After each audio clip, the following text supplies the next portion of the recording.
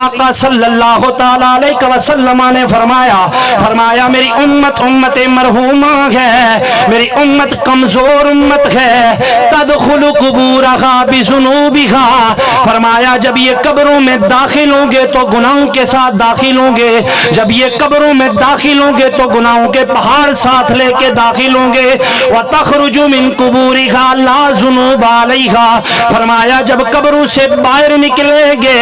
ان کے سروں کے اوپر کوئی گناہ نہیں ہوگا۔ یاران مصطفیٰ صلی اللہ تعالیٰ علیہ وسلم ادھر کریم آقا کی بارگاہ میں اے لجپال آقا،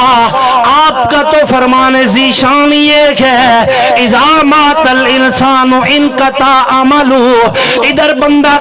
بندے کی وفات ہو جاتی ہے، اس کے جسم سے روح نکل جاتی ہے، دنیا کے ساتھ اس کا سلسلہ منقطع ہو جاتا ہے، پھر کوئی اعمال نہیں کر سکتا، پھر کوئی تسبیح و تعلیل نہیں کر سکتا، پھر کوئی صدقہ اور خیرات نہیں کر سکتا، پھر کوئی ذکر اذکار نہیں کر سکتا، پھر کوئی نمازیں نہیں پڑھ سکتا۔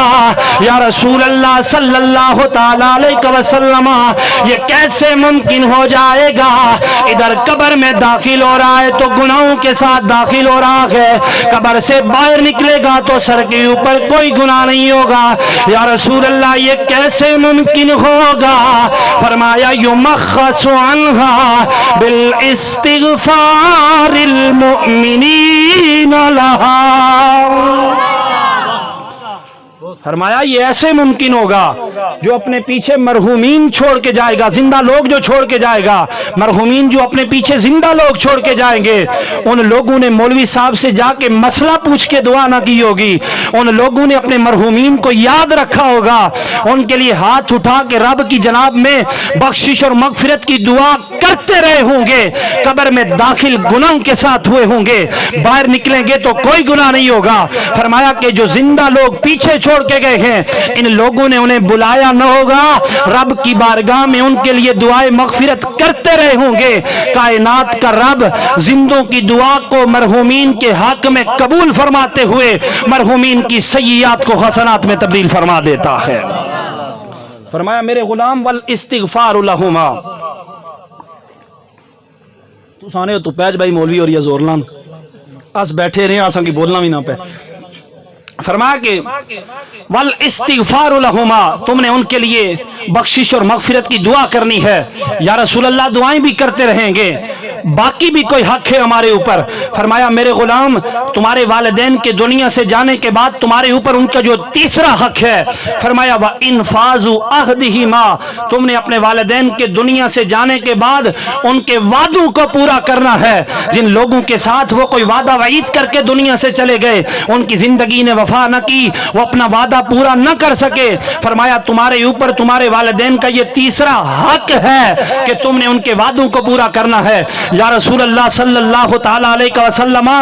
وعدوں کو بھی پورا کریں گے، اب بری ہو گیا ہوں۔ فرمایا نانا میرے غلام تمہارے والدین کے دنیا سے جانے کے بعد تمہارے اوپر ان کا جو چوتھا حق ہے، فرمایا کہ تم نے اپنے والدین کے رشتہ داروں کا بھی ادب کرنا ہے، تم نے اپنے والدین کے رشتہ داروں کا بھی احترام کرنا ہے۔ جن لوگوں کے ساتھ تمہارے والدین کی رشتہ داری تھی، والدین کے دنیا سے جانے کے بعد تم نے ان کے ساتھ قطع تعلقی نہیں کر لینی، تمہارے اوپر تمہارے والدین کا یہ حق ہے کہ تم نے اپنے والدین کے رشتہ داروں کا بھی اسی طرح کا ادب اور احترام کرنا ہے۔ میرے آقا صلی اللہ تعالیٰ علیہ وسلم ادھر جمعۃ المبارک کا خطبہ ارشاد فرمائے جا رہے ہیں، اچانک میرے آقا نے فرمایا کہ میری مجلس سے وہ بندہ اٹھ کے چلا جائے جس کا کوئی رشتہ دار اس سے ناراض ہے۔ حضور کی مجلس پاک میں سناٹا طاری ہو جاتا ہے۔ آج یہ غلاموں کے بارے میں کیسا اعلان فرما دیا ہے کہ میری مجلس سے وہ بندہ اٹھ کے چلا جائے جس کا کوئی رشتہ دار اس سے ناراض ہے۔ یہ بارگاہ تو وہ ہے جہاں پہ ابو جہل اور ابو لہب کی اولاد آ جائے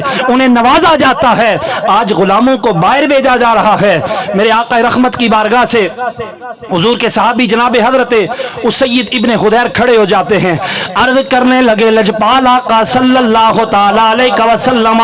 میری اماں کا انتقال ہو گیا ہے، یا رسول اللہ صلی اللہ تعالیٰ علیہ وسلم میری ایک خالہ زندہ ہے، یہودیہ ہے، میری خالہ نے میرے ساتھ زیادتی کی ہے، اے لجپال آقا صلی اللہ تعالی علیہ وسلم 2 مرتبہ مجھ سے معافی مانگنے کے لیے میرے پاس آئی ہے، میں نے اسے معاف نہیں کیا۔ میرے آقا نے فرمایا او میرے غلام تو نے میرا اعلان نہیں سنا، میری مجلس سے وہ بندہ اٹھ کے چلا جائے جس کا کوئی رشتہ دار اس سے ناراض ہے۔ حضور کے صحابی اٹھ کے چلنا شروع کر دیتے ہیں، ادھر خالہ کے دروازے پہ آ کے دستک دیتے ہیں۔ اس نے دیکھا کہ یہ کیسے ممکن ہو گیا ہے، میں خود 2 بار اس سے معافی مانگنے کے لیے گئی ہوں، اس نے مجھے معاف نہیں کیا، آج یہ کیسے ہو گیا ہے کہ خود چل کے آ گیا ہے۔ کہنے لگے خود چل کے نہیں آیا، آج مصطفیٰ کریم صلی اللہ تعالی علیہ وسلم نے اپنی مجلس سے باہر نکال دیا ہے، اور ارشاد یہ فرمایا ہے جب تک اپنے رشتہ دار کے ساتھ تعلق کو بنا کے نہیں آئے گا، جب تک اپنے رشتہ دار کو راضی کر کے نہیں آئے گا، تب تک میری بارگاہ میں نہیں آنا۔ وہ اس کی خالہ یہودیہ تھی، اسلام قبول نہیں کیا تھا۔ لوگوں اللہ کی عزت کی قسم آ کے کہنے لگی اے میرے بانجے، میں تو اس نبی کے بارے میں صبح و شام باتیں کرنے والی ہوں، میں تو نعوذ باللہ صبح و شام اس نبی کے بارے میں یہ کہنے والی ہوں کہ نعوذ باللہ وہ نبی جھوٹا ہے۔ آ میرے بانجے، میں آج تیرے سامنے اقرار کرنے کے لیے کھڑی ہو گئی ہوں، جو نبی دلوں کو جوڑنے والا ہے وہ کبھی بھی جھوٹا نہیں ہو سکتا ہے۔ فرمایا تجھے معاف کروں گی، پہلے مصطفیٰ کریم کے قدموں میں لے کے چل، حضور کا کلمہ پڑھا، مصطفیٰ کی غلامہ بنا، پھر تجھے معاف کروں گی۔ فرمایا کہ تمہارے اوپر یہ 4تھا حق ہے تمہارے والدین کا۔ کتنا بڑا گناہ ہوگا اپنے رشتہ داروں کو ناراض کرنا، کہ مصطفیٰ کریم نے اپنے غلام کو اپنی مجلس سے اٹھا دیا۔ فرمایا کہ چلا جا میری مجلس سے،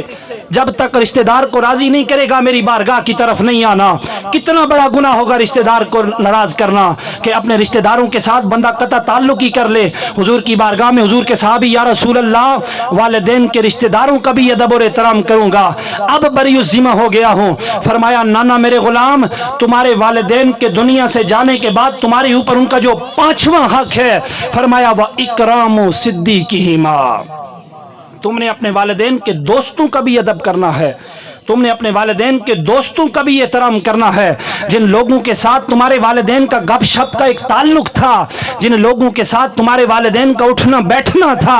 تم نے اپنے والدین کے ان دوستوں کا بھی ادب کرنا ہے، ان دوستوں کا بھی احترام کرنا ہے۔ دوستان گرامی، والدین کے دنیا سے چلے جانے کے بعد ہمارے اوپر ان کے یہ 5 حقوق ہیں، ہم نے اپنے والدین کے حقوق کو پورا کرنا ہے۔ اگر کسی کے والدین دنیا سے اس حالت میں چلے جائیں کہ اپنی اولاد سے ناراض تھے، میرے آقا نے فرمایا کہ 3 اعمال میں تمہیں بتاتا ہوں، وہ اعمال کرنا تمہارا کام ہے۔ فرمایا کہ جب یہ تم 3 اعمال کرو گے اس حالت میں کہ تمہارے والدین دنیا سے تم سے ناراض ہو کے گئے تھے، تم 3 اعمال کرنے والے بن جاؤ گے، محشر کے میدان میں میرا رب تمہیں تمہارے والدین سے اس حال میں ملائے گا کہ تمہارے والدین تم سے ناراض نہیں بلکہ تم سے راضی ہو کے ملیں گے۔